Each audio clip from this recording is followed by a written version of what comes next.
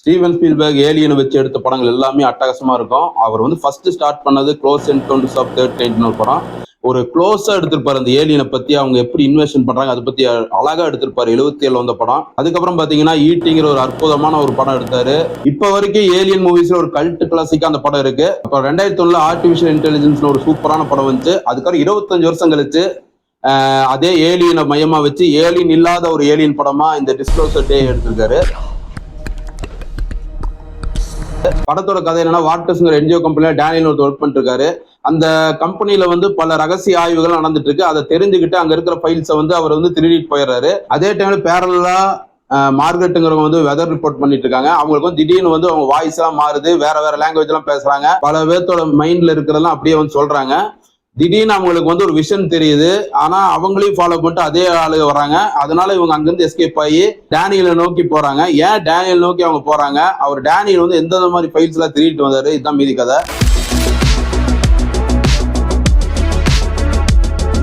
Spielberg இந்த படம் வந்து இந்த ஜென்சி ஸ்டைல் இல்லாம ஒரு நிதானமான சேசிங்கோட, நல்ல கதை அம்சத்தோட, அந்த ஹியூமனிட்டியோட இந்த படம் எடுத்திருக்காரு. நான் முதல்ல சொன்ன மாதிரி close encounters of third kind வந்து அவர் எடுத்த ஃபர்ஸ்ட் ஏலியன் படம். அதை வந்து க்ளோஸா எடுத்திருப்பாரு. அந்த ஏலியன் வந்து எங்கெங்க இன்வெஸ்ட் ஆச்சு அதெல்லாம் வந்து அட்டகாசமா எடுத்திருப்பாரு. அதே மாதிரி ஒரு பேட்டர்ன் தான் இந்த படம். எனக்கு தெரிஞ்சு இது அதோட சீக்வல் மாதிரி தான் இருக்கு இந்த படம். ஆனா இதுல வந்து இனி கொஞ்சம் மேல போய் அந்த ஃபைல்ஸ், அந்த என்ஜிஓ கம்பெனிங்கிற அந்த மற்றவங்க ஹெல்ப் பண்றவங்க பேர்ல என்னென்ன பண்றானுங்க. இதுல வந்து பாத்தீங்கன்னா பைபிள்ல சொல்ற மாதிரி சுப்ரீம் பீயிங்ஸ் வந்து மனுஷருக்கு தான் சொல்லி அதுல போட்டிருக்கோம். ஆனா அதோட ஒரு சுப்ரீம் பீயிங்ஸ் வந்து இருக்கு. அப்ப வந்து இப்ப இருக்கிற மதங்கள் சொல்ற கோட்பாடு அப்படியே ஆப்போசிட்டா தான் நடக்குது. ஏன்னா இங்க மனிதர்கள் வந்து பூமியில மட்டும் வந்து மனிதர்கள் வாழ்றாங்க அப்படின்னு நம்ம நினைக்க முடியாது. பல கிரகங்களை பலது நடந்திருக்கு. பல ரேஸுகள் வந்து அங்கேயும் இருக்கு. அந்த மாதிரிதான் வந்து எப்பவுமே ஸ்பீல்பர்க் சொல்ல வர்றாரு.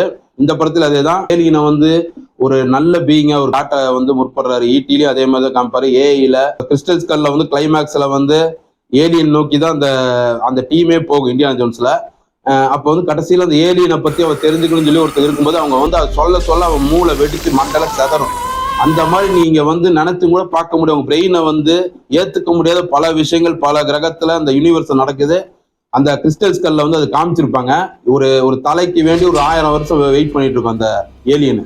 அதே மாதிரி இந்த படத்துல வந்து ஒரு ஏலியனை வந்து நம்ம எந்த மாதிரி ட்ரீட் பண்றோம், அந்த ஏலியனுக்கு நம்ம ஏன் சிக்னல் கொடுக்குறோம், அது ஏன் வந்து இங்க வந்து நம்மள்கிட்ட வந்து அது மாட்டிக்குது, அந்த மாதிரி ஒரு கான்செப்ட்ல தான் இந்த படம் போகுது. ஆனா இதை வந்து ஃபுல்லா இந்த படத்துல காமிக்கல. ஏலியனைய கிளைமேக்ஸ்ல வந்து ஒரு கொஞ்சம் சீன் காமிப்பாங்க, அவ்வளவுதான். அதுலயும் வந்து பாத்தீங்கன்னா ஒரு முடிவற்ற ஒரு படமா தான் இருக்கு. இது வந்து பாத்தீங்கன்னா இந்த படம் வந்து ஒரு ஃபர்ஸ்ட் பார்ட் மாதிரி தான் இருக்கு. செகண்ட் பார்ட்டுக்கு லீடு கொடுத்து அந்த படம் முடியுது. கடைசியில அந்த ஏலியன் சொல்லும் லிசன் அப்படின்னு. அந்த சீனோட இந்த படம் வந்து அப்படியே முடியும்.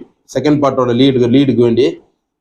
நெக்ஸ்ட் பார்ட்ல தான் தெரியும் என்ன நடக்குது. டிஸ்க்ளோசர் டே அப்படின்னா வெளிப்படுத்தும் நாள் அப்படின்னு தான் அர்த்தம். அதாவது ஒரு நம்ம அரசாங்கம் எல்லாமே வந்து ரகசியமா பல ப்ராஜெக்ட்கள் நடக்குது. ஏரியா 51 இந்த மாதிரி பல இதுங்கள் நடக்குது. அது என்ன நடக்குது அதெல்லாம் வந்து நமக்கு ஒன்றும் தெரியவும் தெரியாது.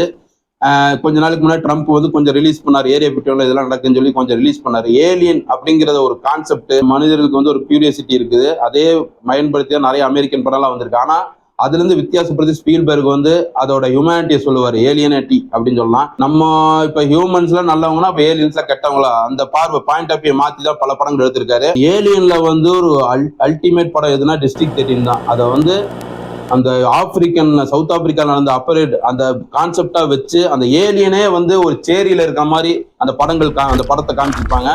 ஒரு அட்டகாசமான படம். அது ஸ்பீல்பர்கே மிஞ்சின படம். எப்பவுமே வந்து ஒரு பெஞ்ச் மார்க்னா டிஸ்ட்ரிக்ட் 13 தான். ஏலியனை வந்து வேற ஒரு ரெஸ்ட்ரோஸ்பெக்டிவ்ல வந்து பார்த்த படம் தான். அதுக்கப்புறம் வந்து இவர் எடுத்த ஈட்டி, அப்புறம் ஆர்டிபிஷியல் இன்டெலிஜென்ஸ் இதெல்லாம் சொல்லலாம். இப்போ அந்த டிஸ்க்ளோசர் டே வந்து ஒரு நிதானமான ஒரு படங்க. அதாவது சேசிங்ல இருந்து நிறைய கேமரா. இனியும் வந்து ஒரு எத்தனை வயசு 80 வயசு ஆயிருக்கும்னு நினைக்கிறேன்.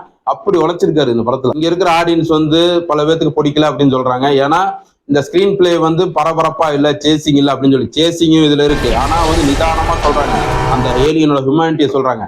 இப்போ வந்து பாத்தீங்கன்னா ஜென்சிக்கு ஏற்ற மாதிரி எடுக்கணும்னு சொல்லி இந்த மணிரத்னம் வந்து தக் லைஃப்ல எடுத்து நாசமா போனாரு. அந்த மாதிரி இவர் எடுக்கல. ஸ்பீல்பர்க் அவரோட ஸ்டைல்ல தான் எடுக்கிறாரு. ஜேம்ஸ் கேமரன் மாதிரி அவதார் 2 இந்த மாதிரி கண்ட்ராவையும் எடுக்கல. அவர் வந்து அவர் ஸ்டைல் எடுக்கிறாரு. ஸ்பீல்பர்க் வந்து இந்த மாதிரி ஹியூமனிட்டி ஸ்டோரி சொல்றதுல வந்து பயங்கர கில்லாடி. அவரு பல படங்கள் பார்த்திருப்போம். லாஸ்டா ரெடி பிளேயர் ஒன்று வந்து நினைக்கிறேன். அது வந்து ஒரு நல்ல படம் தான். ஆனா அது ஸ்பீல்பர்கோட ஒரு டச் இல்லை. அதுக்கப்புறம் வந்து இந்த டிஸ்க்ளோசர் டே தான் ஸ்பீல்பர்கோட டச்சோட வந்திருக்க படம். பழைய அந்த கிளாசிக் ஸ்பீல்பர்க் வந்து இந்த படத்துல நீங்க பார்க்கலாம். ஒரு பல 80 வயசு ஆள் எடுத்திருக்காரு பாரு எப்படின்னு. ஏன்னா ஒரு 20 வயசு ஒரு பையன் வந்து பேக் ரவுண்ட்ஸ்னு ஒரு படம் எடுத்தான். 25 வயசு போய் ஆப்சஷன் ஆஃப் கேத்தி பேக்கரு.